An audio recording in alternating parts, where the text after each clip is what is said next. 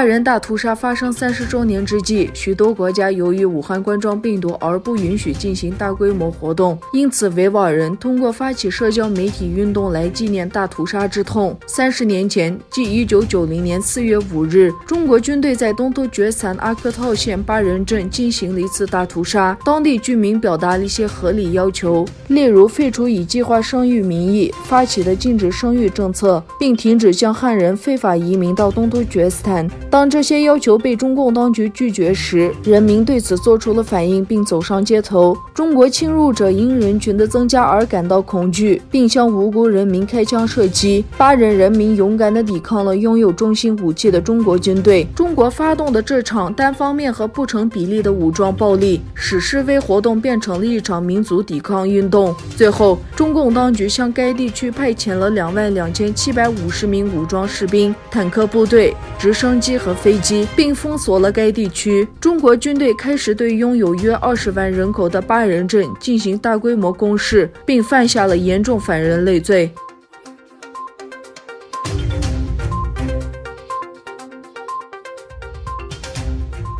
德国受威胁民族协会警告说，武汉肺炎危机威胁全球之际，中国当局加强了侵犯人权行为。该组织周日在哥廷根说，自1月以来，已经登记了900多起失踪、强迫逮捕、在集中营拘留、强迫供认和与危机有关的罚款案件。受威胁民族协会主席沃尔利希德利乌斯说，以抗击大流行为借口，还进行了洗脑，宗教自由和新闻自由受到了进一步限制。中国警方宣布，他们以散布有关武汉病毒虚假消息为由，对5111起案件进行了调查和结案，其中部分案件来自东突厥斯坦和西藏。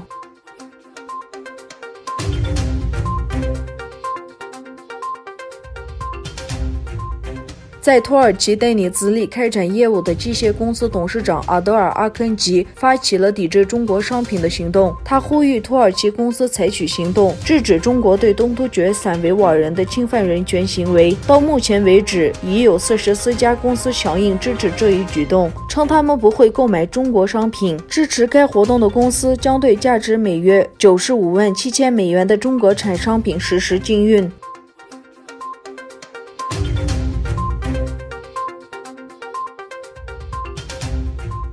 伊朗是受到武汉病毒流行严重影响的国家之一。伊朗官员出乎意料地谴责中国掩盖了感染武汉病毒肺炎的人数。伊朗卫生部发言人说，中国政府宣布的武汉病毒感染和死亡人数是恶作剧。伊朗外交部发言人贾罕普尔在3月5日的视频记者会上说，中国的统计数字似乎是胡闹的，因为世界上许多人认为这类似于流感，死亡人数将会减少。这种印象是基于根据中国的报道。现在看来，中国与世界其他国家开了个恶作剧。他指责中国歪曲了由病毒造成的损害，从而误导了世界。